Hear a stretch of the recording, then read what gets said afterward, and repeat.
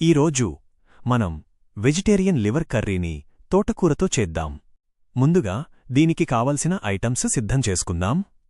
అవి తోటకూర, కార్న్ఫ్లోర్, శనగపిండి, పచ్చిమిర్చి, ఉల్లిపాయ, టమాటా, పసుపు, ఉప్పు, కారం, జీరా పౌడర్, గరం మసాలా, కొత్తిమీర.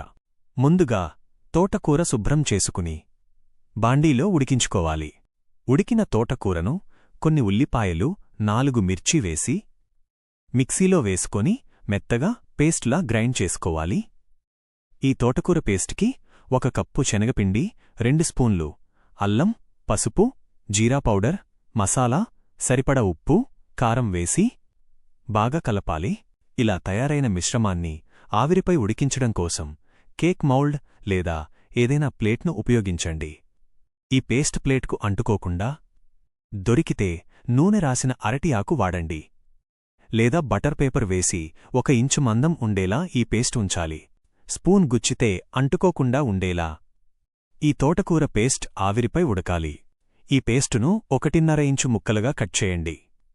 తరువాత ఈ ముక్కలను పచ్చివాసన పోయేలా ఫ్రై చేసుకోవాలి. ఇక ముక్కల కోసం గ్రేవీ తయారు చెయ్యాలి.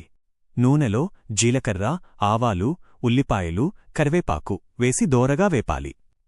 ఉల్లిపాయలు వేగాక సరిపడా అల్లం, పసుపు, ఉప్పు, కారం, ధనియాల పొడి వేసి బాగా వేగనివ్వాలి. ఉల్లిపాయలు మగ్గిన తర్వాత 4 టమాటోలను పేస్ట్ చేసి కలపండి. టమోటా పచ్చివాసన పోయేలా ఉడికించాలి. గ్రేవీ కొంచెం పలుచగా ఉండేలా అవసరమైతే వాటర్ కలపండి. గ్రేవీ కాస్త పలుచగా ఉన్నప్పుడే లివర్ ముక్కలు పీల్చుకొని టేస్టీగా ఉంటాయి. ఇలా గ్రేవీ పలుచగా ఉన్నప్పుడే వేయించుకున్న లివర్ ముక్కలను వేయండి. ముక్కలను నెమ్మదిగా కలిపి మూతపెట్టి మగ్గనివ్వాలి.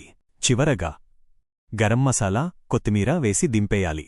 ఇక టేస్టీ తోటకూర లివర్ కర్రీ తయారైంది. రైస్తో, చపాతీతో తిని ఎంజాయ్ చేయండి.